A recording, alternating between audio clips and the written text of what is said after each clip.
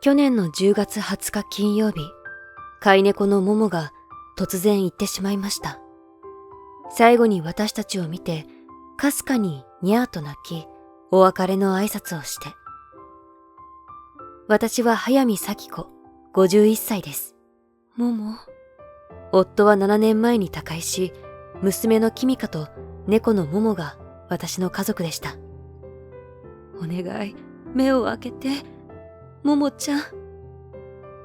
1週間ほど前から咳をしていて、元気がなかったのですが、私も娘もその週は仕事が忙しく、来週早々に病院へ連れて行こうと話していた矢先のことでした。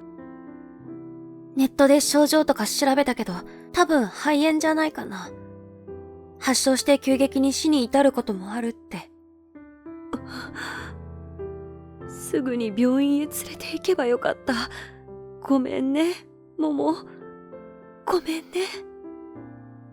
もしかしたら助けられたかもしれないという罪悪感から何度もモモに謝りました。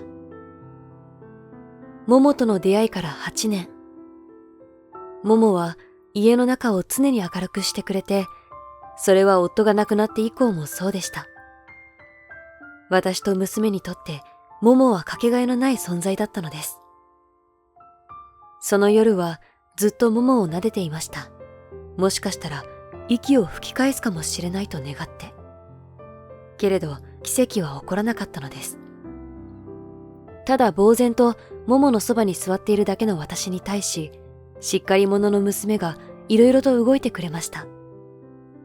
あれ、お母さん、まさか寝てないの？少し寝たら？その後でモモのことを考えましょうよ。だから、お墓を作って埋めてあげるとか、ペット霊園にお任せするとか。そうね、このままにはしておけないものね。ダビに付して、ささやかでも葬儀をしてあげましょう。でもお骨は庭に埋めてあげたいわ。その方が私も寂しくないし、モモもきっとそう望んでいると思うの。わかったわ。ペット霊園をネットで調べてみる。お母さんは寝てていいわよ。あ、それともなんか食べる？私は食べるけど。しばらくソファーで横になるわ。じゃあ、お願いね。移動ペット火葬車？調べたら一番近い霊園でも車で1時間以上かかるのよ。これだと車で家まで来てくれるし、火葬も車の中でできるんだって。タクシー代大変だし。へえ、車の中で？なんかすごいね。娘が問い合わせたところ、応対が感じよかったということで、猫ちゃんの頭とお腹にドライアイスを当てていただいて、結局そこにお願いすることにしました。お花を買ってきたり、ろうそくを立てたりして、二人でお通夜の準備を整え、その夜は娘と二人でモモとの思い出を一晩中語り合いました。翌日の日曜日午前9時、近所の空き地に何も書かれてない白い軽トラックが到着しました。スタッフは中年の男性が一人。お悔やみを申し上げます。車の中に火葬炉があり、無煙無臭でダイオキシンも発生させないそうです。お花を供えてお線香をあげ、最後のお別れをしました。道行く人たちが物見高に覗いていきましたが、何かしらね。気にする余裕はありませんでした。1時間ほどで火葬は終わり、娘と2人でお骨上げをしました。小さい。やはり愛しい小さな命が失われるということは痛ましい悲しさがあります。夫が亡くなった時ももちろん悲しかったのですが、入院生活も長かったし、余命半年の告知も受けていましたから、ある程度の覚悟はできていたのです。一昨日の夜から涙は止めどなく流れ続け、こんなに泣き続けたのは大人になってからは初めてのことかもしれません。さよなら、ももちゃん。49日までは毎日お水と猫フードとお花を備えてくださいとスタッフの人から説明を受けました。供養の仕方は人間と何ら変わることはないのです。翌日から私は平常通り小さな営業所の事務員として働き出しました。けれど、頭の中からモモの姿が消えることはなく、家に帰るとほとんどモモのお骨の前に座り、モモに語りかけていました。本当に突然だったものね。モモがここにいないなんてまだ信じられないよ。ある朝、お供え用の猫缶を開けていると、モモが足に触れた気がしたのです。馴染みのあるモモの毛の感触。それに、モモは毎晩、私が布団に入ると、その上を歩いてきて、腰のあたりで寝るのですが。モモが布団に乗る気配を感じ、目を覚ましたことが何度もありました。まだ家の中にいるんだね、モモちゃん。私はそう確信しました。娘に話すと、お母さんがそう感じるのならそうかもね。そうは言うものの、あまり信じてはいないようでした。子猫を引き取る？うん、今日会社帰りに動物病院を覗いてみたの。里親募集中の可愛い子猫の写真がいっぱい貼ってあったわ。お母さんも一緒に見に行かない？嫌よ。モモはまだこの家にいるって言ったでしょ。モモは人間は好きだけど他の猫は嫌いだもの。そんなことしたらモモが怒るわよ。そうね。ごめんなさい。ごめんね、モモ。でも、49日が済んで気持ちの整理がついたら、もう一度前向きに考えてみてね。この時の私には、新しい子を飼うなんて考えられないことでした。しかし、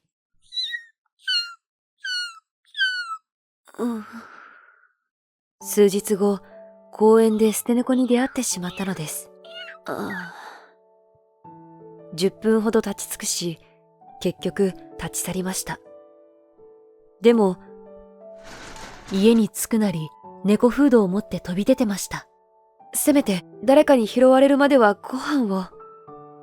しかし、さっきの場所で見た光景は、くそ、次俺な。よし、今度こそ。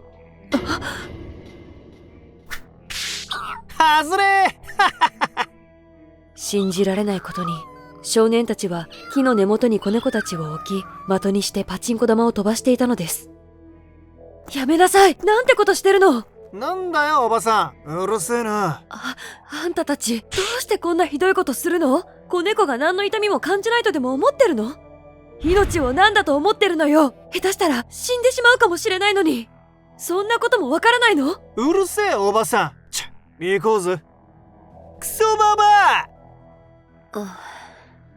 動物虐待のニュースは最近よく耳にします。子猫たちをここへ置いてはいけないと思いました。もう大丈夫だよ。幸い、子猫たちに怪我はありませんでした。家で飼うことはできないけど、優しい飼い主さんを探してあげるからね。こうして、グレーの女の子と白黒の男の子を保護したのです。かわいい。やっぱり子猫ってかわいいわね。ちっちゃい。大丈夫。モモの方が何倍もかわいいよ。お母さんったら。そういうわけだから、しばらく我慢してね、モモ。キミカが会社の人に声をかけたところ、希望者が現れ、数日後の日曜日、グレーの女の子は猫好きの家族に引き取られていきました。しかし、白黒の子の里親さんがなかなか見つからず、チビー、仮でつけた名前がすっかり定着してしまいました。かわいい。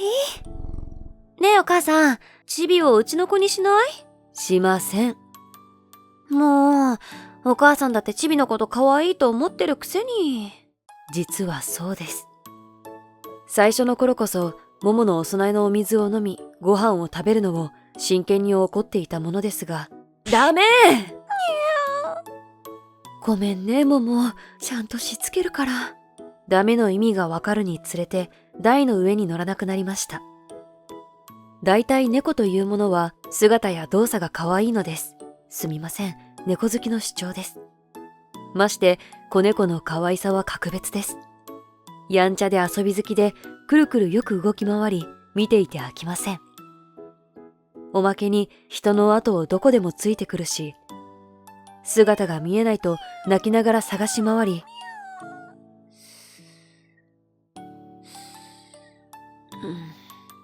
これほど懐かれたら情も湧くというものです。でも、チビへの愛情が深まるほど、モモに対し申し訳ない気持ちになりました。それに、家の中で感じるモモの気配も、なんだか怒っているように思えたのです。モモにしてみれば、自分のいた場所に早くも他の猫がいるわけですから、面白いわけがありません。ごめんね、モモ。でもお母さんは、モモが一番好きだからね。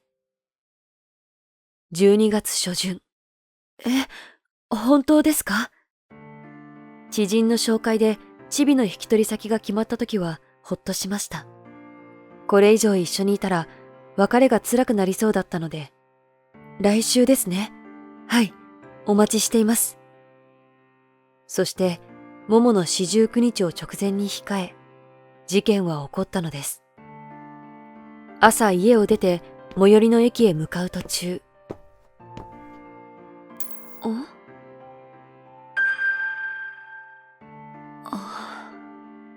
モモの首輪につけていた鈴が落ちたのです。形見としてバッグにつけていたのですが、まさか。急にチビのことが心配になり、私は家へと戻りました。すみません、早見ですけど、今日一日お休みさせてください。はい、よろしくお願いします。ただいま、チビちゃん？チビちゃん！なんてこと。チビは流しの下に置いてあった宝山団子を食べてしまったのです。チビちゃん、しっかりして！チビちゃん！モモは危険なものには手を出さなかったから油断してた。好奇心の強い子猫が食べるかもしれないって注意するべきだったのに。どうしよう。もしチビちゃんまで死んでしまったら。そんなこと耐えられない。死なないで、チビちゃん。早見さん、お入りください。チビちゃん、よかった。もう大丈夫ですよ。中和剤がうまく作用したようです。ありがとうございます。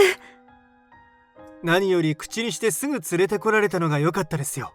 時間を置けば置くほど手遅れになる率が高いですからね。モモが助けてくれた。はい、お家に帰ってきましたよ。お疲れ様。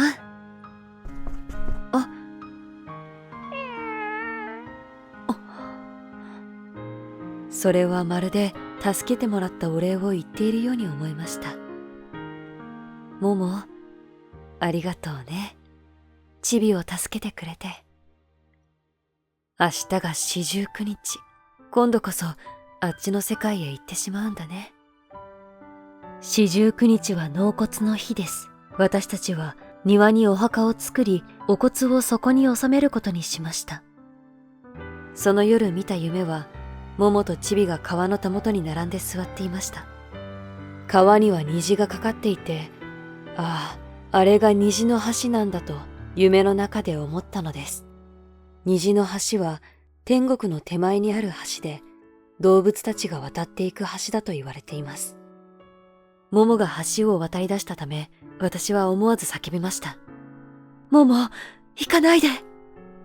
モモ！モモは一度ゆっくり振り返ると、橋の向こうへと消えていったのです。モモ！虹の橋が消え、チビはモモを見送ると、まっすぐに私の方へかけてきたのです。